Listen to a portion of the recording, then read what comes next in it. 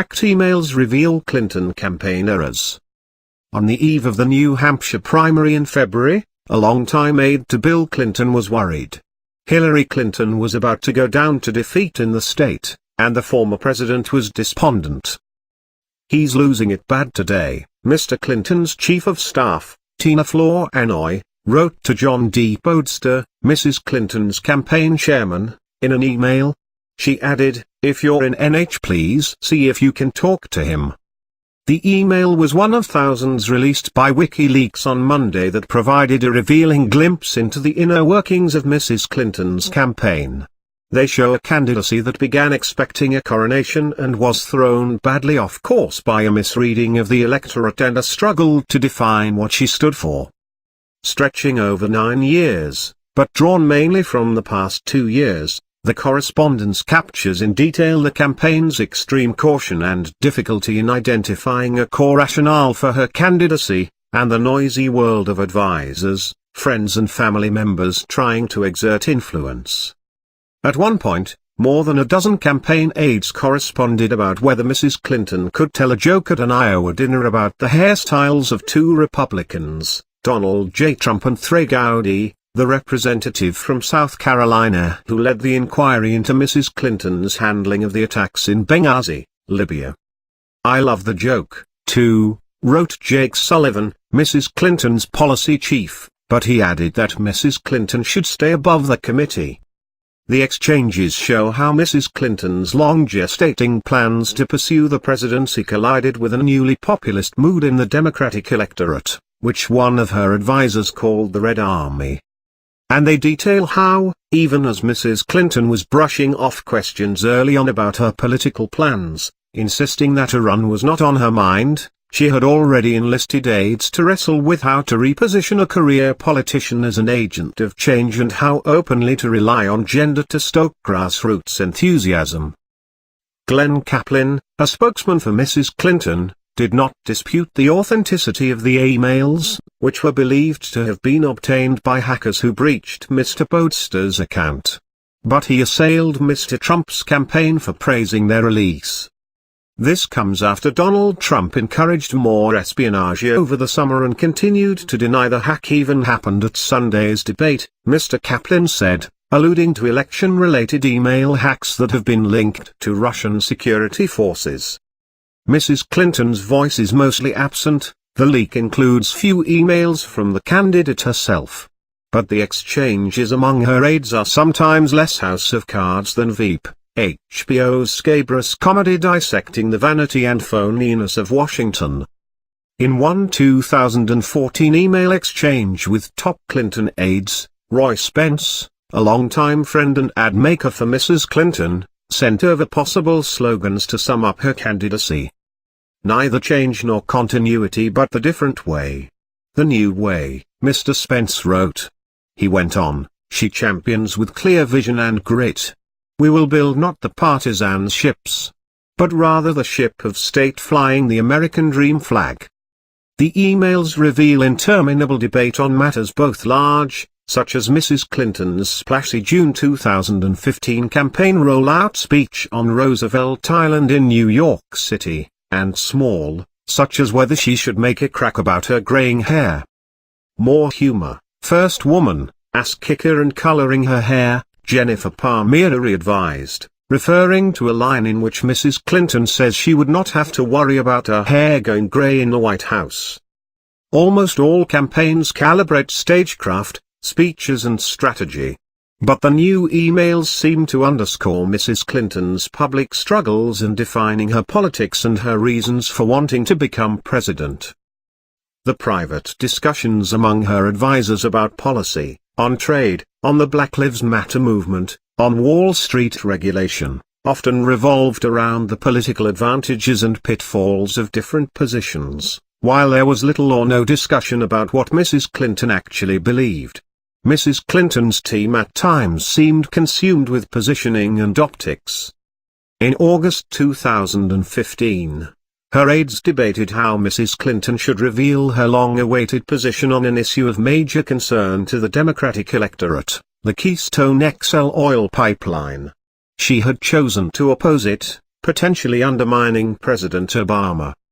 Dan Schwerin, Mrs. Clinton's speechwriter, wrote to her longtime advisor Cheryl D. Mills, "We are trying to find a good way to leak her opposition to the pipeline without her having to actually say it."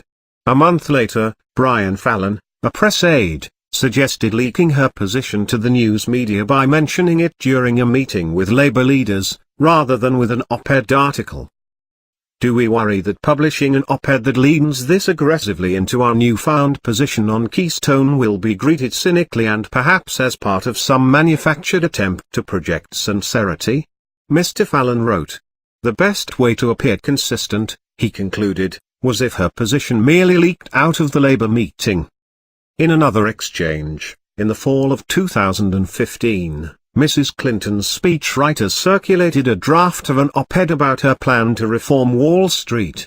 Her senior advisers agonized over whether she should address calls to reinstate Glass-Steagall, the post-Depression rules separating commercial and investment banking. One aide, Mandy Grunwald, said that Mrs. Clinton was leaning toward endorsing a return to Glass-Steagall, and that not doing so risked antagonizing Senator Elizabeth Warren of Massachusetts, who had campaigned to reinstate the rule. The campaign feared that Ms. Warren might back Senator Bernie Sanders of Vermont for president. I understand that we face phoniness charges if we change our position now. But we face political risks this way too, Ms. Grunwald wrote. I worry about Elizabeth deciding to endorse Bernie. Mrs. Clinton ultimately did not support Ms. Warren's proposal, arguing that other policies would better regulate Wall Street risk. Mr. Sanders criticized Mrs. Clinton on the issue throughout the campaign. Ms. Warren stayed out of the primary battle until June, when Mrs. Clinton had all but secured the nomination. The Clinton campaign had plenty of its own ammunition ready to deploy against Mr. Sanders, the emails show. Ms. Grunwald wrote that she had been digging through opposition research and had a couple new possible negatives to suggest we test in the poll, since most of our attacks haven't been working.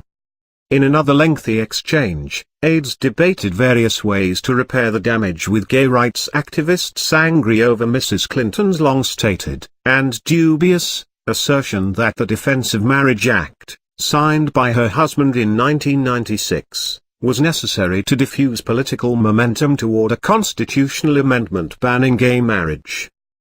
There was little evidence for her claim. The aides agreed, and gay rights advocates were frustrated that she continued to insist on it. Some aides suggested emphasizing her evolution on the issue.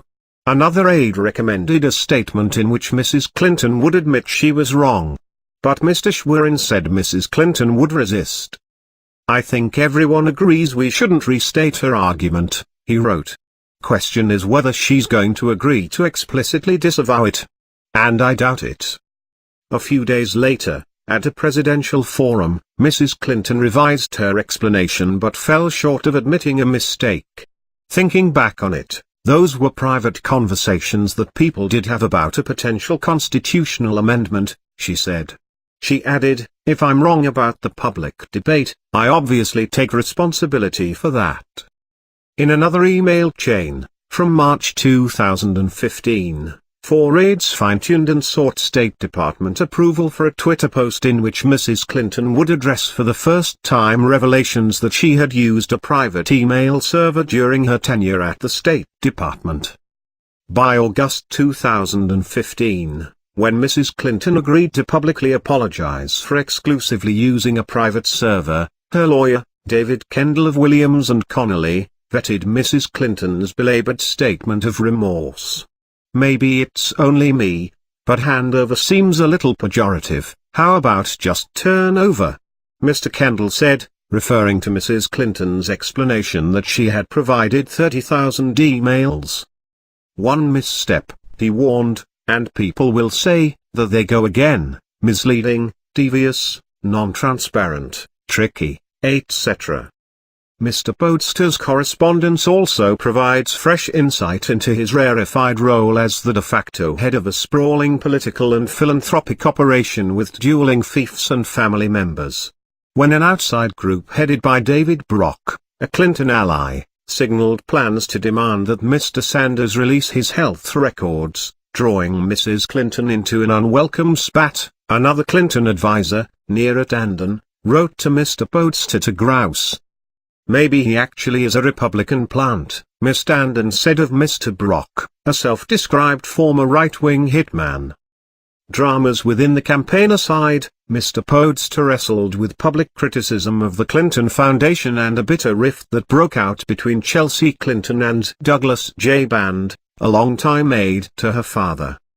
"She is acting like a spoiled brat kid who has nothing else to do," Mr. Band wrote to Mr. Podesta in November 2011, after Mrs. Clinton had begun to exert influence at her family's foundation.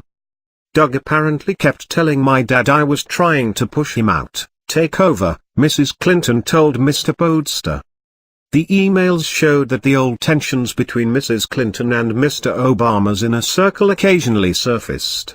In a June 2015 email, Huma Abedin celebrated that Mrs. Clinton, who at the time was hoping to shore up her populist credentials, had smacked down POTUS on trade and kept kicking for a little bit. That year, the campaign faced another headache as it heard escalating chatter that Vice President Joseph R. Biden Jr. would mount his own campaign for president.